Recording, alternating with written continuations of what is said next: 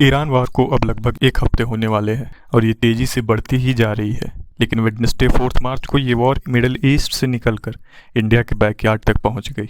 American forces ने Indian ocean reason में श्रीलंका के पास ईरानियन वॉरशिप आइरिस डेना को टॉर्पीडो से डुबा दिया है। इस मैसिव स्ट्राइक में 87 ईरानियन सेलर्स मारे गए हैं। यूएस डिफेंस सेक्रेटरी पीट हेक्सेट ने कंफर्म किया है कि ये स्ट्राइक यूएस ने ही की है और उन्होंने अभी और डीपर स्ट्राइक्स करने की वार्निंग भी दी है। जैसे ही आइरिस डेना की डूबने की न्यूज आई, सबसे पहले सवाल उठा कि ये शिप हमारे इंडियन ओशियन रीजन में क्या कर रही थी। दरअसल ये शिप डिप्लोमेटिक नेवल एक्टिविटीज में पार्टिसिपेट करके लौट रही थी। फरवरी में इंडियन नेवी ने विशाखापट्टनम में इंटरनेशनल फ्लीट रिव्यू और मिलन 2026 एक्सरसाइज होस्ट की थी। मिलन 2026 एक बाइनियल मल्टीलेटरल नेवल एक्सरसाइज है जिसका एम मैरीटाइम पार्टनर्स के बीच म्यूचुअल अंडरस्टैंडिंग और ट्रस्ट बिल्ड करना है। इस साल 74 कंट्रीज से 85 से ज़्यादा शिप्स आई थी, जिसमें यूएस, रसिया और ईरान भी शामिल थे।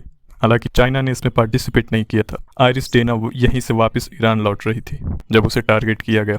पेंटागन ने एक फुटेज रिलीज किया है जिसमें एक मार्क 42 हैवीवेट टॉर्पीडो ने फ्रिगेट पे स्ट्राइक किया है।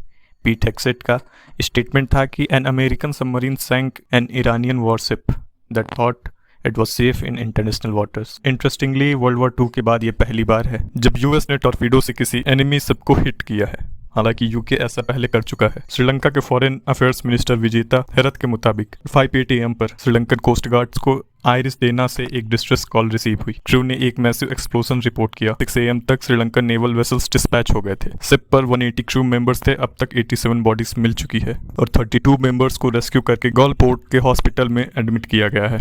अगर शिप की बात करें तो आइरिस डेना 2015 में लॉन्च हुआ था और ईरान की सदर्न फ्लीट का हिस्सा था। इसका main task strait of Hormuz और गल्फ ऑफ ओमान में ईरानियन इंटरेस्ट को सिक्योर करना था। ये ईरानियन नेवी की न्यूएस्ट फ्रिगेट थी जो surface to air missiles, antiship missiles, cannon और टॉर्पीडो लॉन्चर से इक्विप्ड थी। इसमें एक हेलीकॉप्टर लैंडिंग पैड और एडवांस्ड रडार सिस्टम भी था जो एक साथ मल्टीपल टारगेट्स ट्रैक कर सकता था। हालांकि इस इंसिडेंट के बाद इंडियन सोशल मीडिया पर बहुत लोग कह रहे हैं कि ये हमारी टेरिटरी में हुआ है, ये हमारे लिए एम्बेरसमेंट है और हमें इस इंसिडेंट को अपोज क्यों नहीं किया। यहाँ एक रियलिटी चेक करना जरूरी है। Indian ocean doesn't mean India's ocean.